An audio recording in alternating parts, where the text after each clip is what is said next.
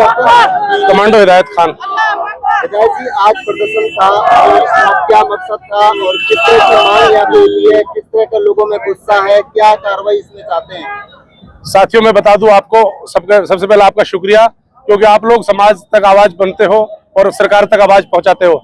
साथियों, बड़ा दुख का विषय था आज। एक व्हाट्सएप कॉल थी हमारे बड़े अकाबिरों के थ्रू, बड़े उलेमा है, मुफ्ती जाहिद साहब, मुफ्ती उटावड़ी साहब, मुफ्ती मौलाना आमीनी साहब, ऐसे बड़े उलेमाओं के जरिए एक व्हाट्सएप कॉल थी कि हमारे नबी के खिलाफ एक पाखंडी बाबा यति नरसिम्हा राव ने बड़े उल्टे शब्द सीधे शब्द के है, और एक बाबा और है जो बिल्कुल बर्दाश्त काबिल नहीं है।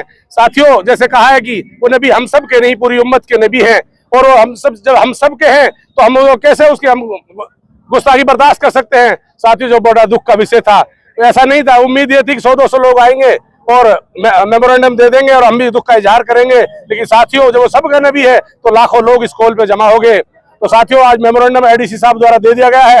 लाखों लोग यहाँ जमा थे। आगे कोई डिसिप्लिन खराब ना हो, कोई असामाजिक तत्व किसी प्रकार की कोई कानून को ना तोड़ दे, कानून की उल्लंघन ना कर दे, इसीलिए यहीं पे जमा हुए संजीदगी तरीके से, गांधीवादी तरीके से, कानूनी तरीके से यहीं पे ज्ञापन दिया गया और सरकार से और यहाँ के अपने प्रशासन से अपील की गई फौरन उनके खिलाफ यहाँ भी मुकदमा दर्ज हो और राष्ट्रपति के द्वारा ज्ञापन जाए और उसको फौरन गिरफ्तार कर उसको फांसी की सजा दी जाए। फांसी की मांग की जा रही है। और साथ ये कहा गया है, यदि प्रशासन अभी कार्रवाई नहीं करता है तो जुम्मा बाद ऐलान हो गया है जो सोशल मीडिया के माध्यम से, आज भी तो व्हाट्सएप कॉल पे जब लाखों लोग आ सकते। नाम सलीम है, सलीम पाडला। आज प्रोटेस्ट किया जा रहा है, क्या मकसद है, क्या कहना चाहेंगे? देश में जिस तरह मुसलमानों को कमजोर और हकीर समझा जा रहा है और कुछ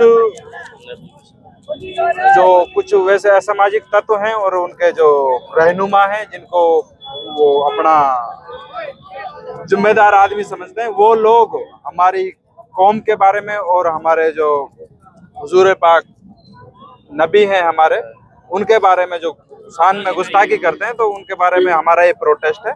और इसको मजबूती प्रदान करने के लिए क्षेत्र और मेवात के तमाम लोग आए हुए हैं, भारी संख्या में लोग आए हुए हैं, लाखों की तादाद में हम यहाँ पर पहुंचे हुए हैं।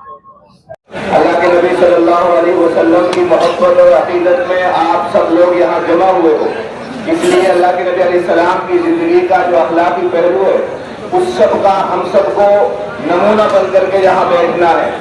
आप सल्लल्लाहु अलैहि वसल्लम की जो अखलाकी जिंदगी है कि आपका बर्ताव दुश्मनों के साथ कैसा था, इसलिए मैं तमाम यहाँ जो माशाअल्लाह बड़ी तादाद में हमारे उलमा आइम्मा नजर आ रहे हैं, उनसे खास तौर पर गुजारिश है, सभी लोगों से गुजारिश है कि आप लोग सिर्फ अपने जज्बात पर काबू रखें और इसके अलावा जो हमारे अकाबिर आपसे बार बार दरख्वास्त कर रहे हैं, अपील कर रहे हैं कि आप पुरअमन तरीके से इत्मीनान के साथ में बैठे रहें। अभी हजरत मुफ्ती जाहिद साहब ने, हजरत मौलाना हकीमुद्दीन साहब ने, हमने इलेक्शन का दौर देखा है, ईमानदारी से हमने गांव में वो मंजर देखा है कि आपके मौजूदा जो आपके कैंडिडेट हैं, जो उम्मीदवार हैं, जिनका आप समर्थन और यहाँ हिंदू मुस्लिम बिल्कुल मिलजुल कर रहते हैं और मुसलमानों के पास तो कुरान है हमारी हिदायत के लिए। उस कुरान में अल्लाह ने साफ हमसे कहा है, वला तसुब्बुल लदीना यदऊन मिन दूनिल्लाह फयसुब्बुल्लाह अदवम बिगैरि इल्म, तुम किसी के माबूदों को बुरा भला मत कहो।